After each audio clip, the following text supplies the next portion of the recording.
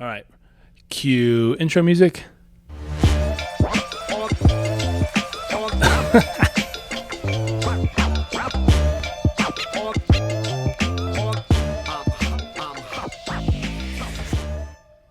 Pow. I love that.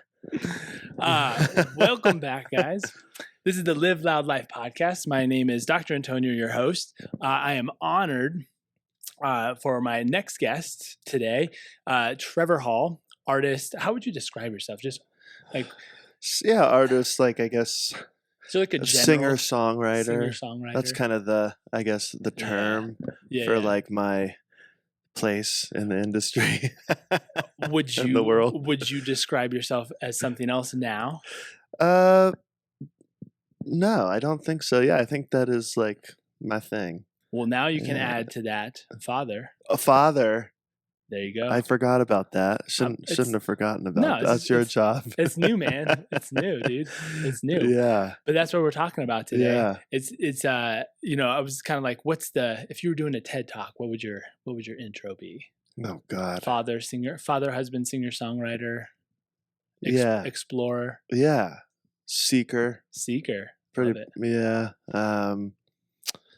Yeah, all that sounds pretty good. I mean, the father role is so new, right? So it's still like, I'm sure you felt it with your kids. Like you look at your child and it doesn't seem like it's yours. You know, you're just kind of witnessing this being just, it's just such a wild experience. You know, you're just in service, you know? So I think that even from the beginning, like when he was first born,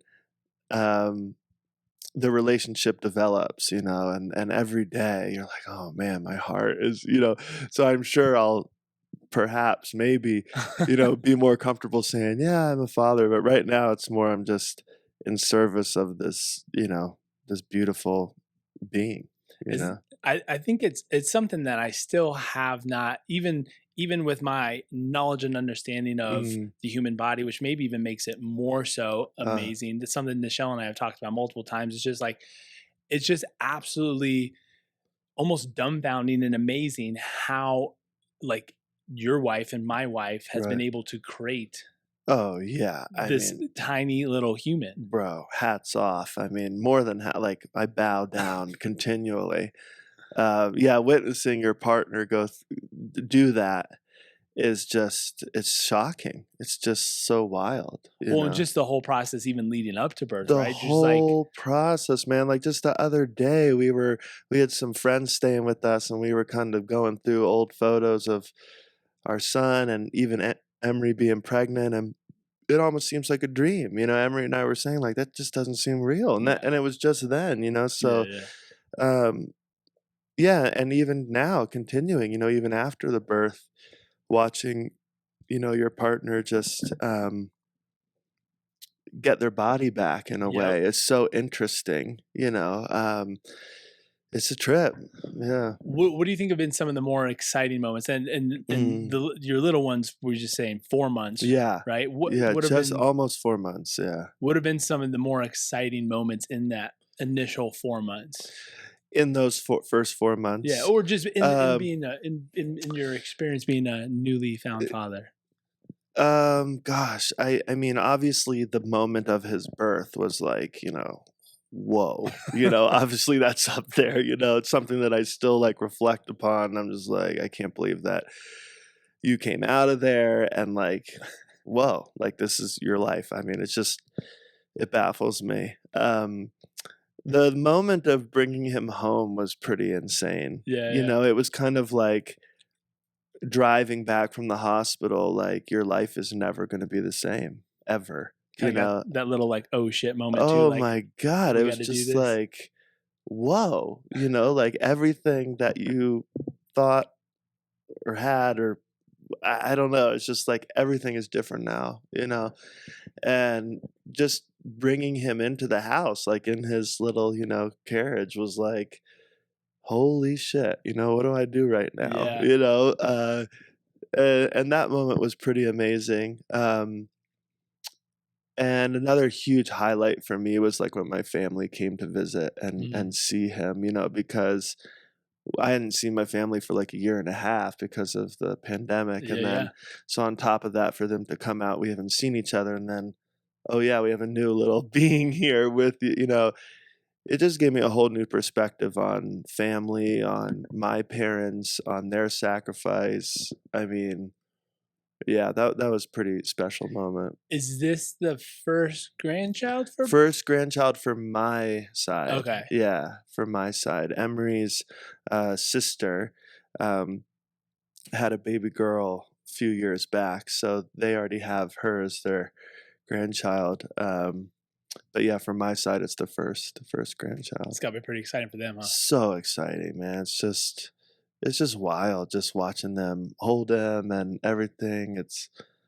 Yeah, it just gives you a whole new perspective. I remember I think I called my dad like within the first couple weeks and was like in tears, like, "Dad, I'm sorry for anything I ever did that upset you," because you just realize like what they did. Yeah. You realize every sacrifice of the parent. So yeah, that was pretty special to have them come out and see him. That's awesome, man. Yeah. And which kind of I did have another question, which was Mhm. nice talking about the dad is Uh-huh. as I mean, because from what I've seen with some of the things you talked about and just Mhm. songs and stuff that you've written about and just how Mhm. you talked about your relationship, your dad being one of your Right. biggest fans and Right. advocates, right? Right. Is I mean, seeing like your relationship with your dad, Mhm. what things do you feel that he's really imprinted upon you that you want to be able to pass on? Like you hear those Oh, stories, right? man. Like my granddad told my dad this, that Yeah, type of yeah, thing. yeah, for sure. Um, I think my dad is just as unconditional, like literally unconditional, unwavering presence. My dad was just always there no matter what for anything I wanted to do. I took a very unique path in my Hmm. life. Like I Hmm. didn't go to college and went to boarding school and uh he was just both my parents, but if asking me about my dad, like it just unwavering support and would literally do anything. I mean, I remember going on our first tour, he let us borrow his Suburban for the whole summer, and I remember one point at the tour we had like this long drive from like, Chicago to like New York City, and like the whole band, we all flew, and my dad flew out to Chicago just to drive the car overnight Oh, to New nice. York, and he showed up at the concert like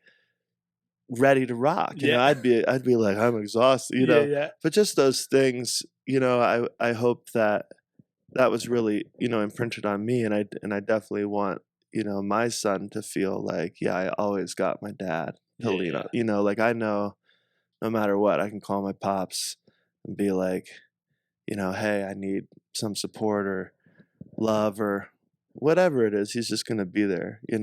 Um, and that just you don't realize it till you get older. When you're young, you rebel and all that stuff. But even through all that rebellion, he's still there. Yeah. Yeah. And that's really magical. And I hope that that's what I can, yeah, give my son as well. Now, like you're saying, you took the untraditional path, Yeah. right? Which is great because I think now more than ever, as we're starting Hmm. to age and hear more people talk about it, hopefully it's not becoming as non-traditional, For where the sure. traditional route should be Yeah. more of what you want to be able to do. But that being said, right, that was a more challenging decision. Was it? Yeah. Do you think if he was not so musically inclined, it would have been more challenging for him? That's a good question. I never really thought about that.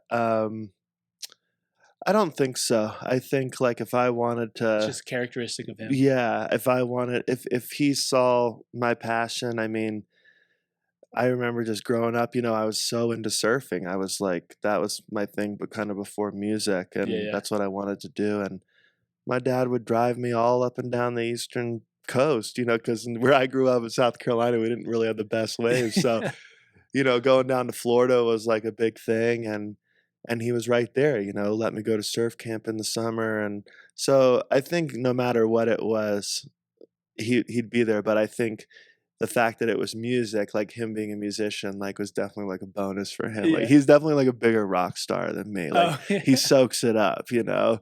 Where I'm a little more introverted, he's like, "Let's go," you know. Does he has he played in any of your shows with you? Oh yeah, for sure. I mean, I don't really have a choice. He somehow finds his way up to the stage. Just kind of like taps him, just like, Yeah. No, yeah, it's so funny. He like when we last played Red Rocks, you know, he came up on stage for like the last song and played the drums, and before the show he like bought some drumsticks and like signed them and dated them. And after he played, he like threw his drumsticks into the crowd, and you know, he just loves it. He loves people, he loves celebration, loves life, and I know it means so much like for us to be up there together and just Yeah. like rock, you know. But Yeah. yeah, he's gotten so many concerts. Whenever he's around, you know, if he's at a show, I mean, he usually gets up there at one point or another. That's awesome. Yeah. So it was surfing prior to music, huh? Yeah. When was the last time you surfed? Last time I surfed was trying to think here. It might have been it might have been in Australia when we were touring down there. But that was a while ago. I mean, Yeah. a few years, you know. Yeah, surfing was just a huge part of my life, and not only surfing but surf culture, you know, and that kind of, I was kind of growing up when, you know, Jack Johnson and his kind of crew, you know, the Brushfire Fairy Tale crew, Brushfire Records, they were all kind of starting to blow up, and this kind of culture around that, these surf films and music really just influenced my life, and consequently, you know, what music I listened to and what I was inspired by. Because before like the surfing thing, I was like in this like rebellious like punk rock stage, middle school. But yeah, you know, that was my thing, and that's what I wanted to do. I wanted to kind of just make films and kind of be like Jack in a way, because you know, in the early days, that's what he would do. He was making films, and he would just put his music in his films, and then that's how he kind of, you know, it grew. So that was my thing, and then music just kind of, you know, took over everything. That was just a natural evolution? Yeah, it was supernatural. It was supernatural. I recorded an album for my like 16th birthday. Like my dad surprised me and like took me to a studio. Oh, nice. And we just printed some, you know, burned some CDs back then, CDs for like friends and family. Yeah. And that summer I was going out to California to work at this surf camp that I'd previously attended. And while I was out there, we gave a CD to my dad's friend who was kind of like, you know, in the show business, I guess, in LA, the industry. And he just suggested, "Oh, you know, you should play a show out here." And I was like, "No way." Like, I'm like, I never really played a show, and I'm not going to play in LA. Like, coming from South Carolina, it was so intimidating. Yeah. But he set up this like super small show and invited a bunch of his friends, and I somehow played. And that's kind of when music started to kind of take over. It was like, you know, this feels good. And this is what I think I'm supposed to be doing. Yeah. How do you think as Kai grows up, like, because obviously music's it's your life, right? And the artist and creator in you and your wife, of allowing opportunities, if you will, like your kid to have opportunities, but not imprinting the things that you love. Yeah, I mean, I think that's super important. I mean, I think my parents did like a great job in that, so I have them as like role models, you know. Like I want every, you know, child, not just my own, you know, kids are so magical, just to be able to have that freedom to follow their heart and their bliss, you know. And if that turns into something where they can, you know, do it for a living, that's great, you know. But even if not, it's so important to have that in your life, you know.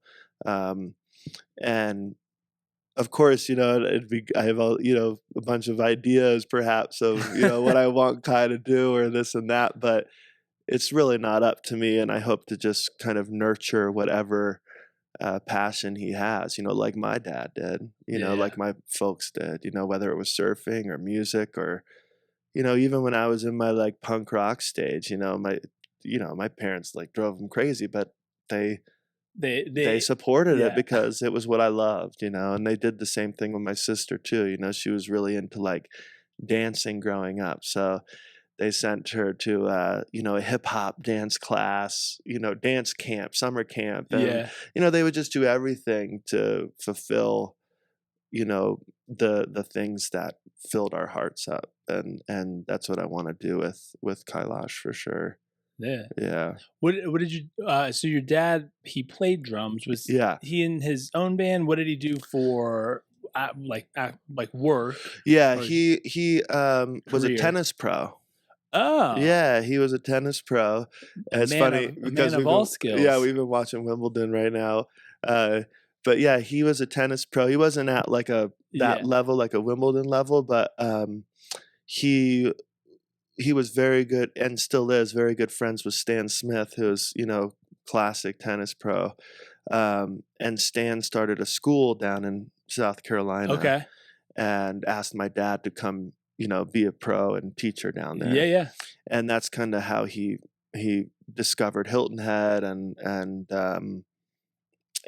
kind of wanted, to like raise his family there because he was down there so much. And crazy. Yeah. And then, tennis kind of caught up with his body and stuff. So when he couldn't kind of, play as much anymore, he got into real estate and has been doing that ever since. He's just like the mayor of Hilton. We always joke, you're the mayor of Hilton Head because he knows everybody.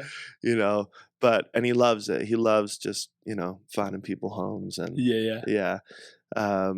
but he's always had music, no matter what. He's always played music, played in local bands, played with friends. When I was 11 years old, he used to take me to this bar in Hilton Head, called the Quarter Deck. Yeah. And I used to play harmonica back then when I was a kid. I don't know if you could technically call it playing harmonica, but he would like bring me up on stage with his friend, David Wingo, who was like a island legend. And I'd play like Sweet Home Alabama and stuff. Hey man, anything on the harmonica that doesn't sound like crap is playing. Hey, the there we go. Like right? if you can actually not turn away from it, I call it playing. I somehow made it work, But yeah, he always had music, no matter what. So that's awesome. That was a good influence. Yeah. So with, I mean, 4 months old, right? We're still learning it. It's funny. One of the things that it was like, I guess it would be a meme that I would have seen it, which really relates to parenting. Obviously, the one I saw was said fatherhood, but it was basically like parenting is like you're like a duck, right? You look calm and cool on the water, but your feet are just like paddling like crazy underneath. Yeah, which is what it honestly feels like the majority of the time right now. It's just you're just like constantly bombarding. Yeah. But I think that's really awesome, and I'm in a very similar situation. Like both my parents, and ours was. We're not as artistically inclined in my family, although my mom was a fantastic drawer, and my oldest brother is a good drawer.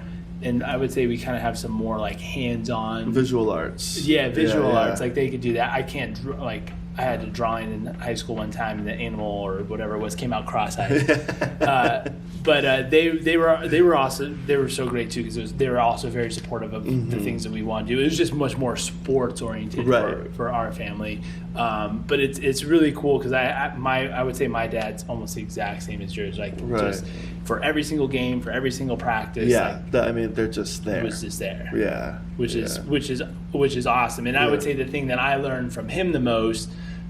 Which actually is high on my strength finders list is just helper. Like he's definitely the type of guy who's just like, you need help. Who needs help? Yeah, definitely. Same thing with my pops. Just always there. That's awesome. Always there. What are some of the challenges or things that you're, not worried about, but like upcoming? as a dad? Because again, 4 months in, you're just getting your toes wet, man. Yeah, for sure. Definitely just getting my toes wet. Every time I think I got it, I think I figured this out. The next moment, I'm like, nope. Curveball. Yeah, curveball.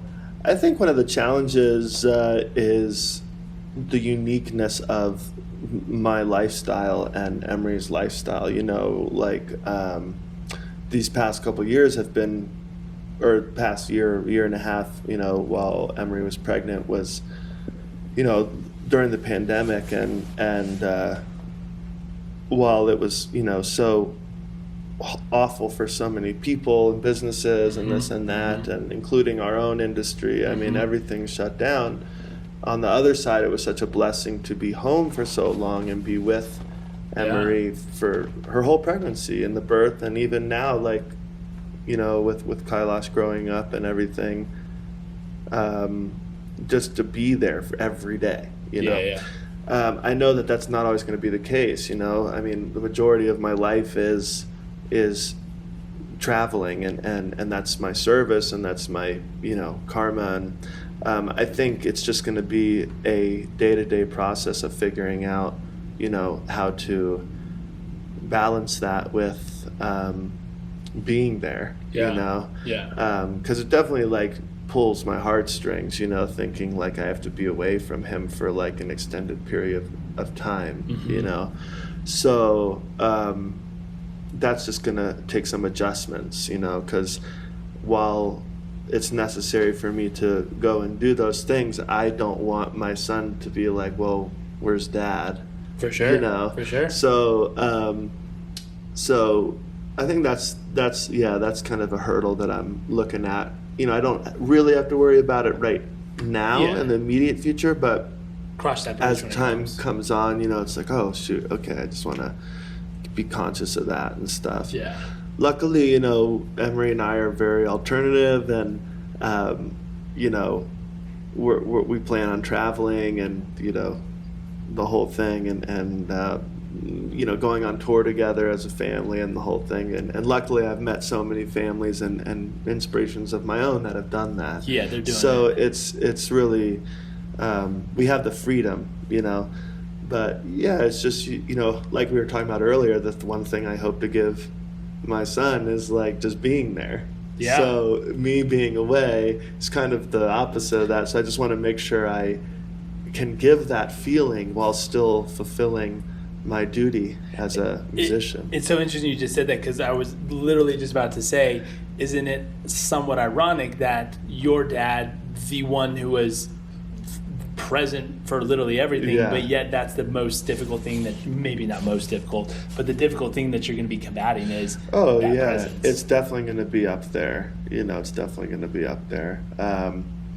But I feel super confident. Like I know that I have a very supportive partner, and team and everything, and I feel confident that we'll be able to, you know, find a good balance and make it work. But yeah, it is definitely something that I think about, and it makes me very grateful for this time that I have now, like savoring it, you know. You guys gonna have to get a different RV to go travel. Hey, I've been on tour with the artist that had an RV for his family, and put everybody else on the bus, you know. But yeah, I mean, I want that for my children though too. Is I want that experience, because that's another thing that my parents gave me and my sister was, you know, we grew up on a very small island, very small town in South Carolina, but they took us everywhere. I mean, they constantly took us everywhere, exposing us to different cultures and trips. So, you know, being on the road is a great place for that. You know, and I want Kailash to feel that. You know? Have that experience. It's interesting. Nichelle comes from a family, like, her dad loves to travel. Like, anytime that man has a chance to go somewhere, he'll go. And I would say my parents are more homebodies. Right. We did, you know, some traveling, but being one of 4 boys, it's not like you're going to go to another country. Pick up in a jiffy. Exactly, right. And now kind of like with where we're at, like, that's definitely something that we kind of have that itch and want to create for the experiences and whatnot. It's going to just be finding, obviously, time, resources, so on and so forth, because it's kind of, when you're the practitioner in your place, it's if you're not there, you're not there. Exactly. The whole thing doesn't run. Yeah, exactly. So I think it is going to be fun, though, because even just like, with our rebranding, Live Loud, Adventures, Waiting, that type of thing is, we're trying to live it up, at least in Colorado, and we're trying to give them all those different experiences. Yeah, I mean, we're in a great place to do that. I mean, it's this constant adventure.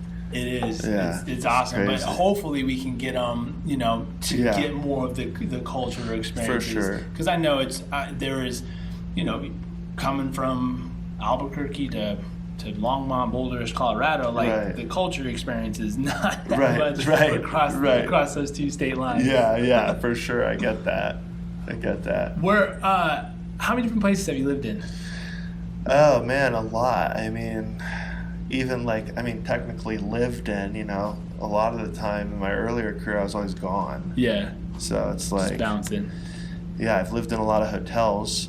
Yeah. Feels good to have a home now. Yeah, definitely. But no, I've lived in I spent a lot of time in Southern California, just kind of building that career and being in a place where you have access to a lot of people and artists and the industry and all this stuff. So a lot of my life has been spent there and growing up in South Carolina. But, we lived all over, though. I mean, we lived up in the Northeast for a while. We lived in Hawaii for a while. Now we're out here. So this is the longest we've been in one place as far as, our marriage. When we got married. Because in the beginning of our marriage, it was a little bit of a stress to find out where we were going to lay some roots, because both of us traveled so much before we met each other, and we kind of had friends and communities scattered all over. So there wasn't an obvious decision of this is a great place. This makes the most sense. Yeah. So we're just very grateful to kind of be here now and have such a great community of people. But who knows? Who knows what the future holds? Do you think so? It was almost. I mean, obviously, when you were first starting off, it was a necessity to be different places and whatnot. Do you think that the way technology and everything has been transitioning, that it will be, you don't have to be in LA to be connected? You don't 100%. Have to do that. Yeah, I mean, 100%. I mean, when we first started, dude, we were every hotel's we had to find the media center because we had to print out MapQuests to get to. So the bottom of our rental car was covered in papers of map. We didn't have smartphones, man. We couldn't look up places to eat. We couldn't. I mean, it was hard. I mean, it was hard. The kids are spoiled these days. Yeah, the kids are spoiled these days, man. But in regards to the industry and being in the right place, I mean, it's not really necessary anymore, which I think is quite beautiful, opportunity with technology and being able to send, files back and forth and FaceTime and all these things. It's just amazing. You can be anywhere you want if you want to be an artist, and you don't have to be in these places like New York or Nashville or LA to get going, With that, as Kai gets older, and let's say, for instance, he goes down the creator route, and this is for anybody who, myself trying to create content, anyone else trying to create content, with that overwhelming amount of information and technology, what would be a suggestion or recommendation you would have? Because obviously you're like, oh man, that's cool, this guy's doing this, not to try to help breed out potential jealousy or just that overwhelming nature of there's so much out there, how do I make my mark? Well,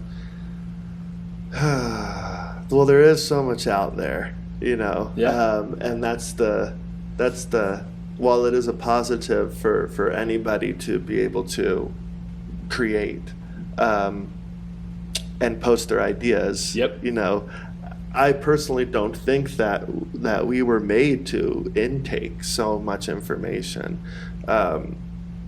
I just think there's a benefit, obviously, but there's also like a huge drawback.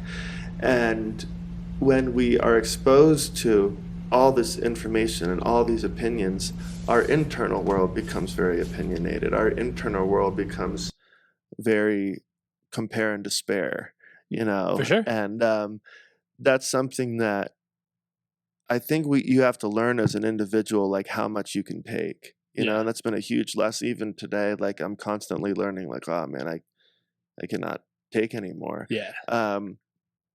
And so you have to kind of cut it off. And it's like, I'm not like that person. That person's really good at whatever, doing all that stuff. I can't take on all that stuff. Yeah. So, but then you're asking, how do you find your way, in this sea of, because I mean, when Kai gets to be our age, man, I can't even fathom who knows, what technology is going to be able to travel. Don't freak me out. But I think that the most important thing, and it always is the most important thing, is to find what you love and do what you love, and that makes you feel free, and I can only speak from my own experience. I mean, growing up, I didn't I just loved music, and I just played. I wasn't thinking about the result or this or that or anything like that. I loved doing it, and I think when you love doing something, you don't think about that your ego's not as much inserted. It's like, oh, I want to be famous, or how do I make my mark, or will people recognize me, or like all these things that everybody lives with to some degree, but when you find something that you truly love that just fills your heart and sets you free, you don't really worry about all that stuff. And I think when you're in that energy, people feel that authenticity. They feel your own inspiration and love, and consequently that's what's going to spread, so it's kind of like a paradox, right? If you don't, that's so funny, because I actually read something this morning where it was like the thing from this yogi I was reading his words. He was like, the thing you hanker after, right, runs away from you, but as soon as you let it go and like kind of not be controlled by it, Consumed. that thing chases after you. So it's kind of like a paradox, Yeah. But I just think, the most important thing is that love. Well, and it's said in so many different ways, and that's actually a great way of saying it. It's just, which is, it's also really interesting though, because then there's also where your mind goes, energy flows. So sometimes it's, you want to be able to just let it happen, but at the same time, there is potential value in being like you're trying to accomplish, 100%. Right? That's a hard part. And I think that's like every individual has to find their own balance and not compare their balance to other people's balance. Like you have to do as much as you can take, and like I'm not saying that I don't play the game, right? In my career, I'm not saying that, oh, I don't care what no, like I'm focused, doing my best. I'm focusing, but the dominant factor in all of that is my love of music. That comes first, not the part, oh, I gotta make it, I gotta go to this, I gotta make it, that stuff's below, and I try to keep it that way. But I'm playing the game, I'm looking at, okay, hey, who can I collaborate with that would help spread the word, or what tour can I get on? I mean, I'm not just kicking my heels up and saying, oh, whatever comes will come, I think that's going to be definitely, as a parent, one of the harder things. Like, I would say my youngest is 1.5. Lolo's 3. Bowden is 5.5. He is the competitive one. Okay. Like like, hey, dude, you need to eat your veggies. No, I'm good. Like, oh, well, I'm going to beat you. He's like, no, I'll beat you. Right? So it's going to be hard for him as he gets older because of his competitive nature. Because competition is comparison, right? How am I? For sure. And, obviously it's being competitive to yourself, but competition in sports or anything else, it's a comparison factor. For sure. So that's definitely going to be a challenging thing for him. Because even now, it's like, oh, I should be able to do that, or I can't do this type of thing. Yeah, it's got to be tough as a dad, you know, or as a parent, not just Yeah. a dad, mother, father, whatever it is, to, yeah, like help your child grow, but also let them know that you're already full. You know, Yeah. it's tough, you know. I mean, yeah, So, doing like what do you love, what do you want to be able to do, and yeah, understanding how far that can take you or what yeah, directions. And I think that's also great too. Is just like you said, that non-traditional route is mm, trying to instill. And I guess with our life, it's really busy right now, but I think he has that kind of hustle in him because dude is definitely motivated by toys. Like it's like, hmm, oh, I want this truck. How can I make money so I can go buy this truck? right, Right. right. Be like, all right, man, let's go do the lemonade Yeah, stand or yeah, whatever. yeah. But But that's where, you know, like those things, anything has a positive and negative attribute, right? yeah, And with somebody that has a competitive nature, you know, that's very positive because it can make you strive to be your best self. But on the lower end, like you're saying, yep, if it's just constantly comparing and yeah, I'm trying to just fill my being up, you know, so it's like whatever energy comes, it's like you gotta try to point it in the healthy direction, but it's tough. and I think people are definitely much more aware of that now. I mean, like even when I Uh, was growing up, right? Like I definitely went through the comparison factor, and even yeah, now, just like like where's our business at? Like for sure. should it be? Could it be? Oh, Those yeah, types of I things mean, further. But it was all like growing up, it was just like, oh damn it, that guy's faster than me, right? Just yeah, like for sure. I mean, I think for me it's a little bit I mean, a little bit opposite. I think, like, when I was young, I was, like, kinda, like, just having fun, yeah, yeah, and then as I got older, there's a period of just like, "Oh, man, like, that cat's, like, playing these rooms, you know, yeah, I wanna yeah, get in those rooms," yeah, yeah, and, you know, and now it's kind of, I think, backed off a little bit, um, but it's there for sure, man. Every time I look at, you know, yeah. social media or What's your default when you you feel mm, like you're starting to do that, or does Emery, your partner, mhm, see that? mhm. What's like your default? Do you just like I just cut it out and just reset, meditate? Is it a trip? Yeah, I Is mean, there a way? Emery definitely helps me kind of Keep just in check. keep in check, but, um, for me, it's just about surrendering, you know, surrendering to this moment and where I'm at and trusting in Yeah, some higher power that, you know, I'm exactly where I need to be, and exactly I know exactly what I need to know right now, and if I don't know it, it's not necessary for me right now, you know, mm, and just kind mm, of really tapping into that space of surrender, you know, because it can drive you mad, you know, it can totally drive you mad and take you completely out of yourself, you know? So I've always just kind of it's more of like a mental shift for me, you know? It's yeah, more of just like, you know, because when I look at my career, like a lot of you know, I had a very slow career. Like it wasn't like I just had a hit song and I blew up hmm like hmm everybody does.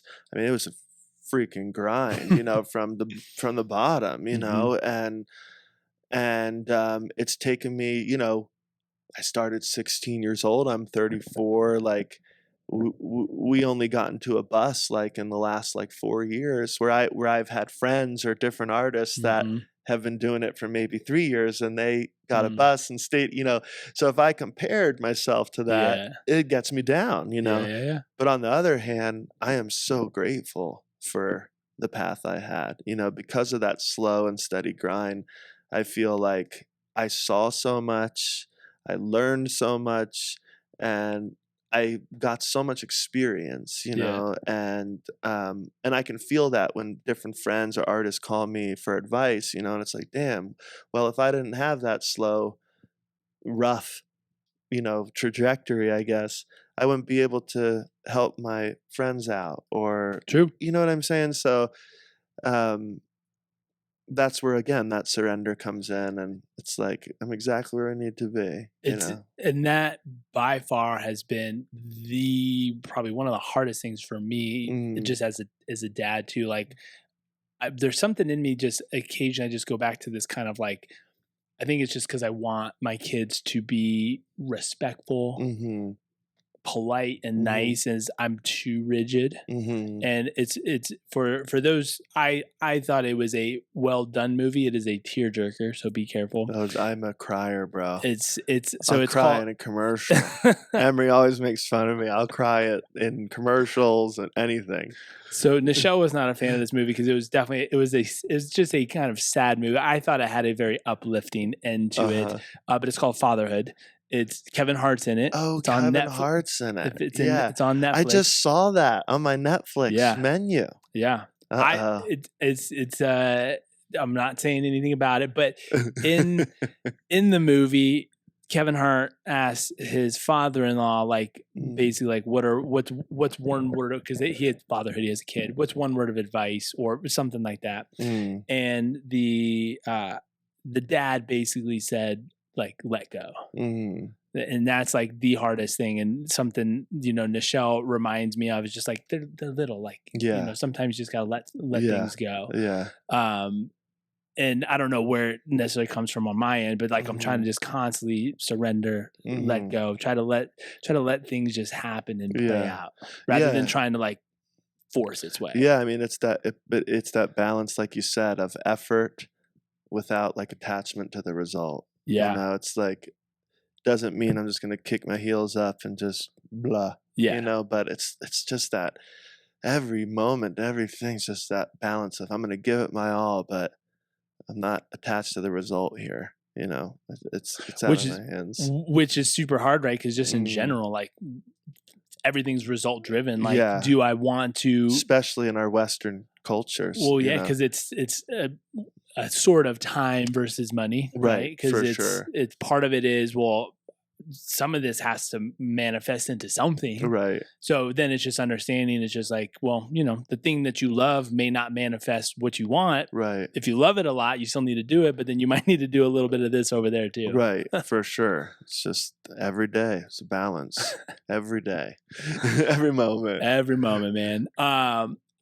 Dude, this was awesome, man. I appreciate you jumping on. Thanks for having me. I'm so honored. Well, it was awesome. It was cool hearing a little bit more of the background in the story too. Yeah. It's just every day's a journey. I had a great teacher. Have a great teacher. She said that when you look ahead in your life, right, you see all these different paths, all these different options, all these different choices, but when you look back, you only see one path, right? And it's important to remember that because it's just everything that's meant to happen is going to happen in your life and grow you accordingly. And having a kid and fatherhood, and it's all just a part of the journey. And you just I just try to surrender every moment, and just give it my all, but let go. Like you're saying, let go, let go, let go. So, yeah, it's wild. Fatherhood, man. Fatherhood. I gotta go watch the movie now. I know. Grab that. I won't tell Nichelle. I'll just watch it by myself in my room alone, crying. Awesome, man. Well, thanks again for jumping on, guys. And we'll see you next time. This Live Loud Life podcast with Trevor Hall.